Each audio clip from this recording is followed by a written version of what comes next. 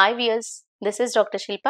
నేను ఈరోజు చెప్పదలుచుకున్న టాపిక్ సర్వైకల్ క్యాన్సర్ స్క్రీనింగ్ ఎట్లా చేస్తారు. సర్వైకల్ క్యాన్సర్ స్క్రీనింగ్ అనేది పాప్స్మియర్ పద్ధతిలో పాప్స్మియర్ అనే టెస్టింగ్తో చేయడం జరుగుతుంది. ఈ పాప్స్మియర్ ఎప్పుడు చేస్తారు, పాప్స్మియర్ ఐడియల్ టైం ఏంటి, పాప్స్మియర్ అనేది ఎప్పుడైతే ఒక ఫీమేల్ సెక్షువల్ యాక్టివిటీ అంటూ స్టార్ట్ అయిన తర్వాత నుంచి ప్రతి 2 సంవత్సరాలకు ఒకసారి పాప్స్మియర్ స్క్రీనింగ్ అనేది చేసుకుంటూ ఉన్నట్టయితే సర్వైకల్ క్యాన్సర్ స్క్రీనింగ్ అనేది ప్రాపర్గా జరుగుతుంది. ఈ పాప్స్మియర్ని యూజువల్లీ ఏంటి, పాప్స్మియర్ టెస్టింగ్ అనేది మీకు మీ సింపుల్ గైనకాలజిస్ట్ దగ్గరికే కన్సల్ట్ అవ్వాలని ఏం లేదు.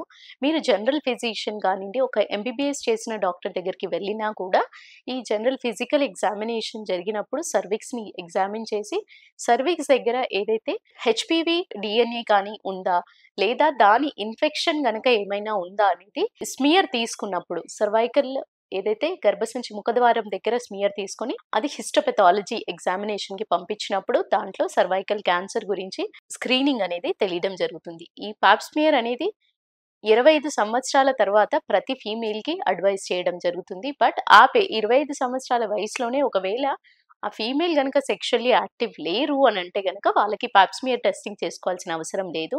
సో ఎప్పుడైతే సెక్షువల్ యాక్టివిటీ స్టార్ట్ అవుతుందో దాని తర్వాత నుంచి మీరు పాప్స్మియర్ స్క్రీనింగ్ అనేది చేయించుకుంటూ ఉన్నట్టయితే సర్వైకల్ క్యాన్సర్ని తొందరగా డిటెక్ట్ చేసుకుని ఏదైతే మోస్ట్ కామన్ ఇండియాలో ఉందో దీన్ని నివారించే అవకాశం కానివ్వండి, తొందరగా ఎర్లీ రికవరీ కానీ ఎర్లీ ట్రీట్మెంట్ కానీ స్టార్ట్ చేసే అవకాశం ఉంటుంది.